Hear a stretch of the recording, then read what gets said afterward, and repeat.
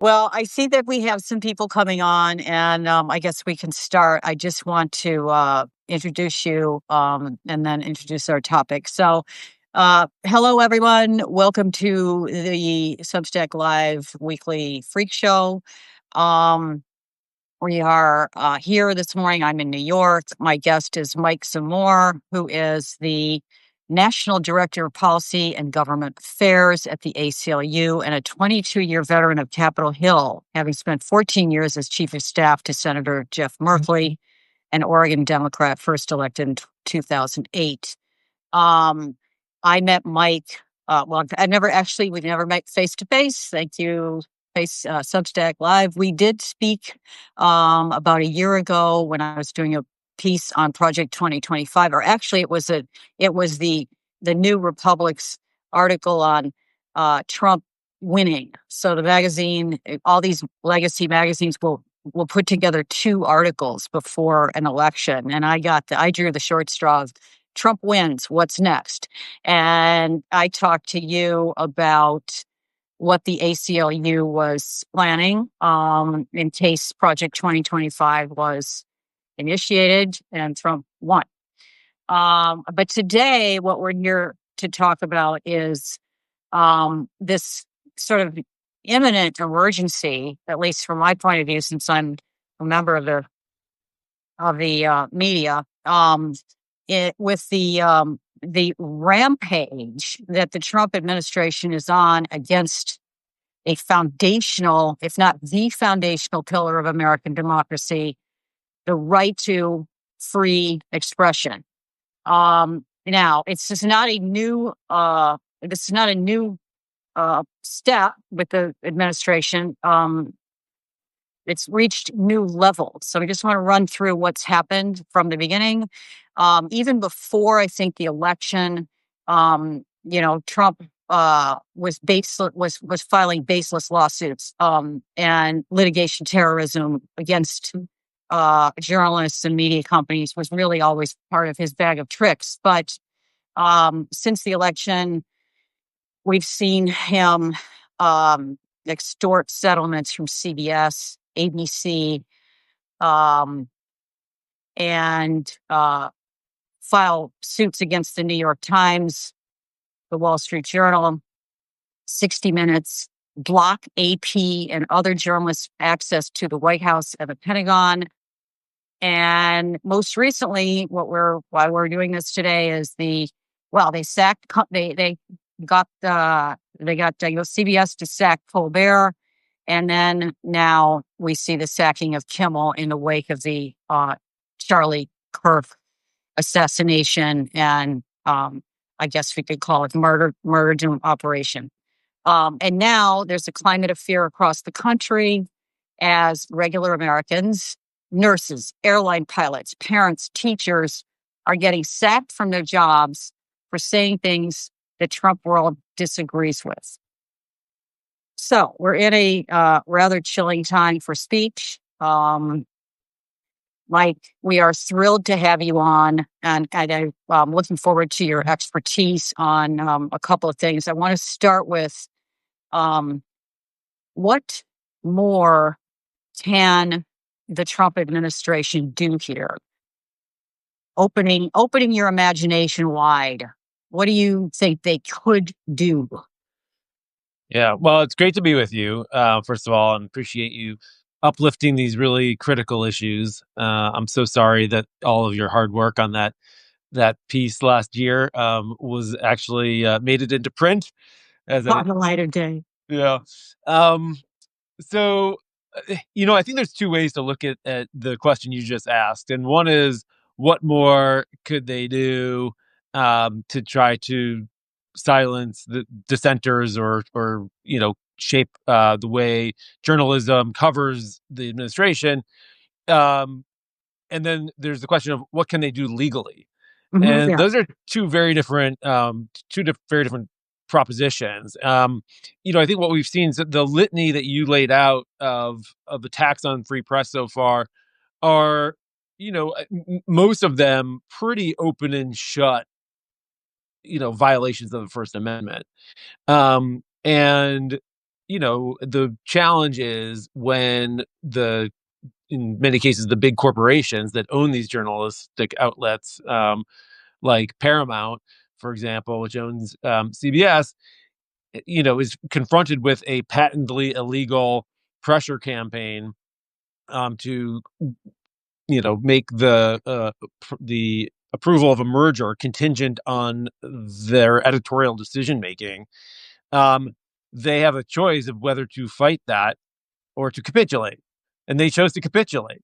So the administration has a lot of tools in their toolkit to exert pressure, and most of them are going to be like wildly unconstitutional if used for the purposes of shaping the way people express themselves or report the news or engage in politics. But clearly, that's the agenda. I mean, that's what they're doing. So, there's lots of expectation stoked by the president's comments this week that there's an executive order coming that's going to target organizations that engage in the kind of political activity that this president doesn't want them to engage in. That's there's plenty of planning in the works from lots of organizations to kind of get ready for this onslaught. Again, like, will that be legal? Probably not.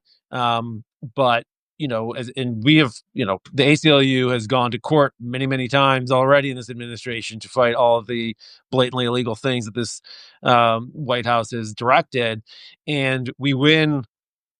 Most of them, at least in the lower courts, before the Trump appointed majority gets its hands on the shadow docket in the Supreme Court. But the reality is the goal of this administration does not hinge on them winning these lawsuits. What it hinges on is that preemptive capitulation that they're seeking from the Paramounts or the Disneys, the Columbia Universities, the law firms that gave in. They want people to fear the hammer of the federal government being brought to bear on you and making your life miserable, or potentially even like throwing you in jail. I mean, they're prosecuting and investigating people like the Attorney General of New York. So the goal here is to remind everybody that there are vast powers in the federal government, ton of money, ton of investigative authority, and a monopoly on the use of force, and they're going to bring that to bear on their political opponents. And they're not serving the public interest; they are serving the Trump political and personal interests. And if you cross those interests, you are going to have a world of hurt coming down on you, even if you could potentially win that in court. Like, who wants to take that on? So that's the play here. That's the play. So let's I'm gonna get to how we can stand up to this and what our options are, but let's first talk about fear, okay? Because I think that fear is the game here. Um, you mentioned the monetary issue, the financial fear that these corporations have, and I mentioned this before we came on, but I want to repeat that. Um, this particular game that they're playing with the corporations was predicted to me by Matthew Gertz at Media Matters, which in itself is, I think, engaged in a lawsuit against that Elon Musk brought against them. Um, and what he said then was, and this was before the election, for that same article, what's going to happen is they're going to put pressure on these massive corporations for which the journalism is one tiny, tiny element of these vast holdings. And they have shareholders that they answer to, and the government, state power comes down on them and says, we're going to slow this down. We're going to make you slow walk your mergers, or threaten them in one way or another with the licensing issues. And they're going to throw the journalists under the bus because and free speech, and they're not going to. It's all about how much money's coming in, and so there's corporate ownership. There's massive mergers, at merger after merger after merger. When I started out, I was at Time. Before that, I was at the Chicago Tribune. Those companies were not owned by mega corporations, and now, of course, all of them are. And they're minuscule. That their concerns are of minuscule concern to the shareholders, apparently, and that's sad. It says a lot about where we're at with, in a civic sense, I think, in this country. Yeah. So that's my little rant. But as far as fear goes, look, I mean, we are in a situation where I personally am an independent journalist, so I don't have a corporation that's going to fire me from my job. But a lot of journalists are working for these corporate media companies, um, operations, and they do realistically fear for their livelihood. The other problem is the litigation terrorism with the, $15 billion lawsuit against the New York Times last week by Trump. Why? The timing of that is clearly timed to the New York Times is, people criticize it for this and that, but they are doing an amazing job keeping eyeballs on the grifting that's going on and the amount of money that they're just raking in. They've got 4 or 5 reporters on this all the time. And of course, those people are individually named in that $15 billion lawsuit. It's absurd. Truth is an absolute defense, at least as of now. Who knows? Maybe the shadow docket, they'll just throw that out. But for right now, truth is an absolute defense. And of course, it is true that they're crypto grifting all the time. But what a pain it is to be lawsuited and have your name on there if you're a journalist or if you're even the Times. And then, you've got the $10 billion lawsuit against Rupert Murdoch, who, that bounces off him. That's a clown show. But what is that $10 billion lawsuit over? Oh, the birthday book that Trump sent a card to Epstein in. And it's absolutely true. Truth is an absolute defense. But these these do strike fear into the hearts of various people. Makes lawyers happy, I'm sure, but not people who have to go through it. So this idea of fear. I mean, the other thing that happens fear-wise is when the FCC chairman, Brendan Carr, who started this whole thing with Kimmel the other night when he went on Benny Johnson's podcast. Now, remember, Benny Johnson was named by the DOJ as one of the podcasters who's taken hundreds of thousands of dollars from the Russians. Okay, so that's where Brendan Carr, the FCC chairman of this country, decides to announce that Kimmel's, Kimmel shouldn't be saying these things and threatening the company that employs him. Immediately, according to a story in the Wall Street Journal today, after Carr did this, immediately the staff of Kimmel's show started to get doxxed publicly and field threats. And also the advertisers were calling ABC and saying, we can't have this. And the small companies that Nexstar and Sinclair, which are right-wing companies which have these broadcast operations, they were like, we're going to preempt him. So all of this, it's a cloud of fear that comes down on these people. So there's corporate fear, there's individual fear of doxing, and there's fear for people like me who are like, well, what could they actually do? I mean, how could they possibly fuck with us, with independent journalists? Are we going to see somebody masked coming to the door? I mean, is it going to get to that degree? I mean, people talk about these things and we laugh, but actually, is it possible? So I would like to hear you talk a little bit about the climate of fear as somebody who's in Washington and in occupied Washington actually right now. What is possible and what is possible and what is just bullshit? Yeah. Well, you talked about having masked people come to your door. We have a lawsuit right now with a journalist in Georgia who got picked up by ICE at the No Kings rally back in April and it's he's being targeted for his journalism. Is he in jail? Is he behind bars? I don't recall I think he might be in detention. But I don't quote me on that. I can't. And remember. He's an American citizen. He has a U.S. passport. No, he's not an American citizen, which is why ICE went after him. But it's like, we've got clients who have green cards, permanent residents, who are then being who got picked up on their way to their naturalization meeting because they had engaged in protest activities, First Amendment protected protest activities that this administration doesn't like. So, and like we have seen in the wake of the horrific assassination of Charlie Kirk, we've seen the hundreds of people, of ordinary, teachers and professors and Yes. federal employees and state employees lose their jobs for Yes. things as simple as posting Charlie Kirk's own words, and it is an attempt to muzzle and to shape the public discourse. And you know I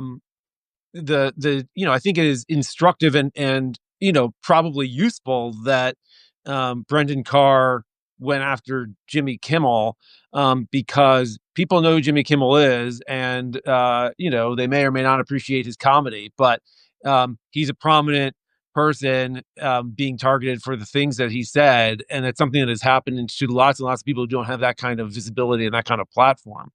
Right. So it is, it's coming from lots of different directions at people, and it is all part um, of a longer term effort here to just ensure that this administration, the people who have power right now, cannot be held to account for it. Like, that is the program. And the First Amendment, free speech, is the kind of bulwark that we have to secure our role as individuals in our society in controlling how we are governed. And it's really the heart of all of our freedom, and that is exactly why they're going after it. They don't want, that Jon Stewart said, 3 years ago, when a society is under threat, comedians are the ones who get sent away first. And you know it is like, God We help see us it if happening. Yeah. yeah. We Yeah. got to help us all if politicians get to decide what's funny. But, it's really about more than just the president's thin skin. This is a full frontal assault on freedom, because, if voters don't like politicians lining their own pockets with crypto, grift, or driving up people's prices, or taking away their health care, or sending masked agents to menace their communities, um, and if that's unpopular, the people in power have three choices. They can change their policies, they can try to convince voters to like their policies, or they can ensure that voters don't actually have a free and fair opportunity to decide who governs and to shape the public discourse. And so they're going for door number three, which is, it's just an attack on our democracy, on our Declaration of Independence, and our Constitution. And it is, I think we have to recognize where we are in this moment. I have a couple questions about the law. They're calling the speech here hate speech, right? They're using that term, and hate speech because if you're, making fun of their response to the Charlie Kirk assassination, or if you're disagreeing with some of the things that Kirk is known to have said, um, that you're engaging in hate speech. I mean, they toss this around. I don't know if that is it a legal term? Doesn't hate speech have to be in a statute before it can actually be a legal, okay, that you could, for which you could be legally at fault? And Well, what does it mean? yeah, What is hate speech? Because yeah, we know what hate speech was referenced, misogyny and racial uh, commentary from the left. right. What is hate speech now? What are they talking about? Yeah. So, if hate speech were put in a statute, that statute would be unconstitutional. There is no constitutional differentiation between hate speech and other speech, and the reason for that is, who gets to decide what's hate speech? I mean, clearly, there is a lot of stuff in the public discourse that many, many people are deeply offended by. Mhm. And the ACLU, one of the ACLU's most famous moments. We're a 105-year-old organization, so there's lots of like prominent The, cases that the come out of our Nazis, work. the Nazis in Skokie, Exactly, right? right. Yep. The Tell Nazis us and about that. Skokies. Yeah. Yep. So a Remind us what community that of is. Holocaust survivors And the Nazis pick that community to go and march because why? Because they are trying to offend and stir up controversy. And the ACLU, you know, at the time and now would obviously like wildly disapprove of the positions of the Nazis, but the Nazis and the Democrats and the Republicans and Charlie Kirk and Jimmy Kimmel all have the same right to say whatever it is they want without the government telling them what you said is okay or not okay. Because once we start down that road, like where does it end? It ends with like what is we're trying to see now, which is like censorship and control of the political narrative and the political dialogue in such a way as to prevent a free and fair exchange of ideas and therefore opposition to the regime and an ability to organize and convince and persuade and mobilize and vote in the end. Um, so so hate speech is not a real designation. There's a and applauding, obviously, like I personally find it deplorable if anybody is like applauding somebody's murder or Right. violence directed against them, but after the fact applauding violence is constitutional. The only thing that like the only place that there is an exception in this like sphere that we're talking about is incitement of immediate violence. And if somebody's actually Yelling saying, fire in the theater. yeah, if you were like trying to whip up a mob and saying, "Go get that guy, he's right over there," and that is not protected speech. But um, if you say, "Look, this country is like too far around the bend, and we need a violent revolution," even that's protected. And again, like I'm not espousing that, and we're not saying that people should say that, but we are saying people shouldn't be you know, punished by the government if they do say anything that the government doesn't like. Um, I want to play devil's advocate here for a second. So when I have some MAGA contacts, and I do try to keep up with the way they look at things. I think we all should be paying attention to the other side and trying to talk to them. I say that all the time. And there are some things this guy and I agree on. His response to this latest sort of eruption of speech repression is, you guys initiated cancel culture. You started this. You see this I'm talking about this on social media now too.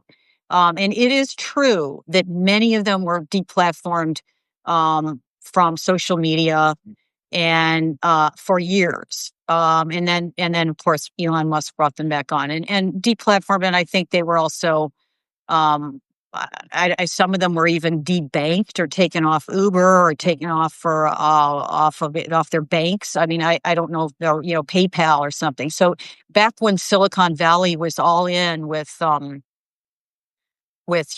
DEI or whatever you want to call it, they did deplatform these people. Now, is that a fair accusation? And are we actually are we now seeing them do the same kind of thing, or is this a different level of Yeah. assault on speech?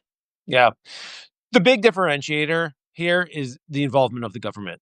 So private actors are allowed to say or not say whatever they want. They're allowed to entertain speakers that they like and not entertain speakers they don't like. So if Facebook decides we are going to deplatform the speaker we don't like, that's like you can disagree with that choice. You can say, look, cancel culture was a problem and went way too far, and these private universities or tech platforms or whatever should have been more tolerant of a diverse range of viewpoints. That's a perfectly reasonable position to take. What's different about this is if the government is the one doing the deplatforming or doing the censoring, it is just a difference of kind. That's where the line on the First Amendment is. So in 2023, the ACLU went to the Supreme Court with a case on behalf of the National Rifle Association, right? This is not a traditional lefty case. We brought this case, which, generated some controversy to the Supreme Court because officials in New York State were urging insurance providers not provide insurance to the NRA because of, as part of it, their gun safety, kind of push. And the argument that we made at the court was, you cannot, like, a government official cannot use their office to encourage private actors to take action against people because of what they say. It's just another form of government censorship.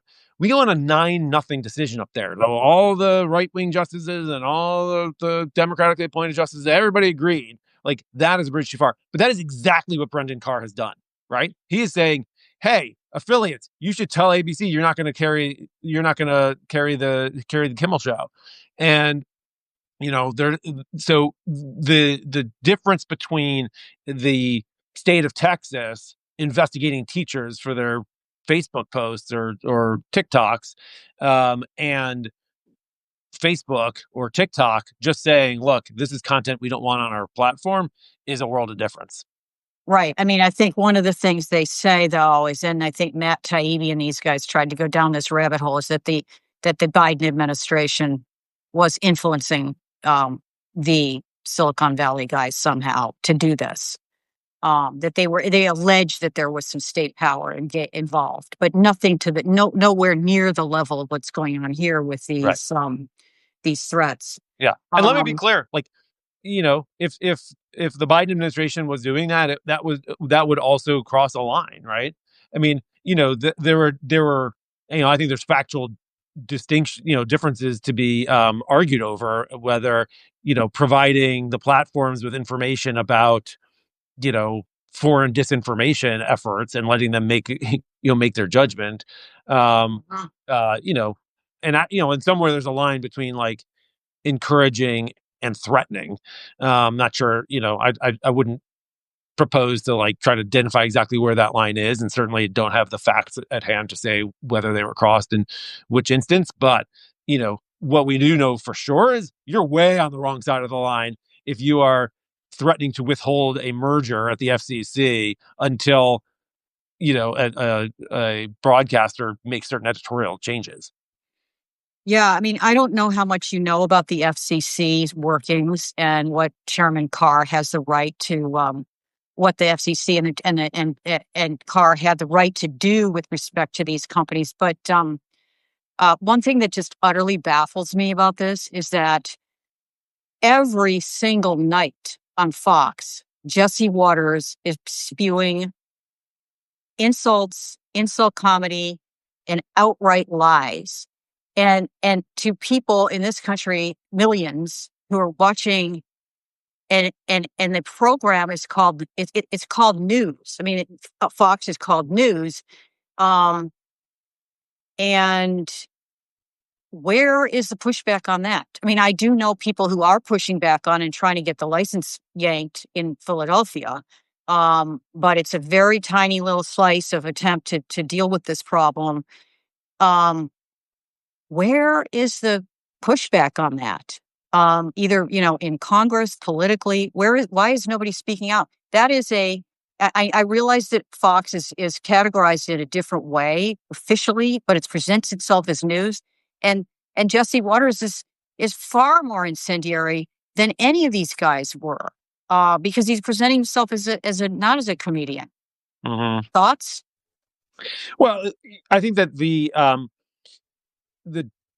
news, kind of distinction is, for purposes of, like, First Amendment, not especially important. Like, the fact is, like, Jesse Waters wants to go out there and lie on TV. Like, legally, he has a right to do that, Okay. right?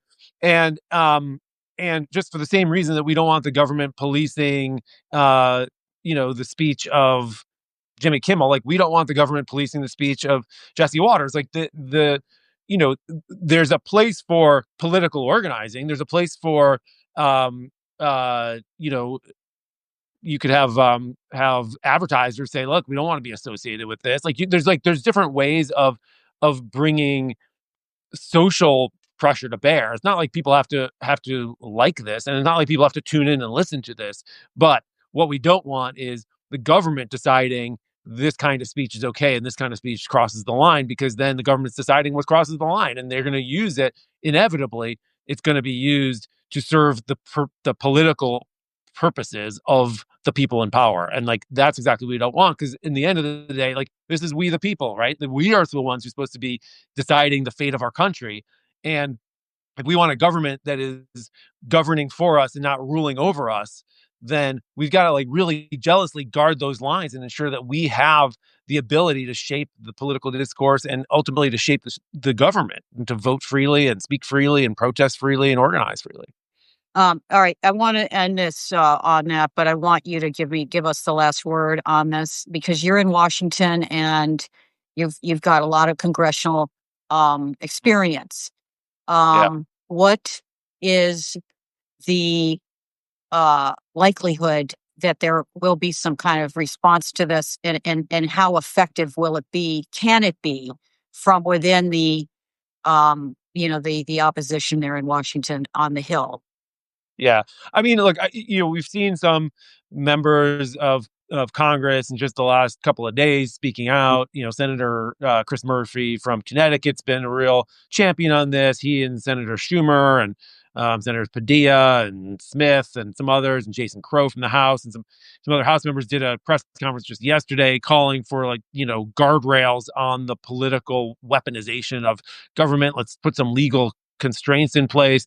Um, You've got Senator Markey doing a press conference today about the Jimmy Kimmel situation, and trying to provide some pushback. But the reality is, Democrats in Congress don't have a lot of power to actually affect change at the moment.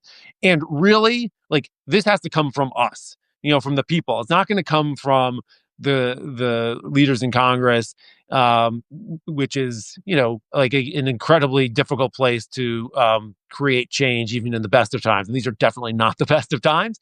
So, my message to folks would be, if we don't like where things are going and we don't want the government to tell us what we're allowed to think or say or do, then we've got to respond forcefully, and we got to, like, put pressure on folks, so that we don't see that preemptive capitulation, and that people feel like there's strength in numbers to stand together behind our rights, and to really try to vindicate those rights when they're under threat.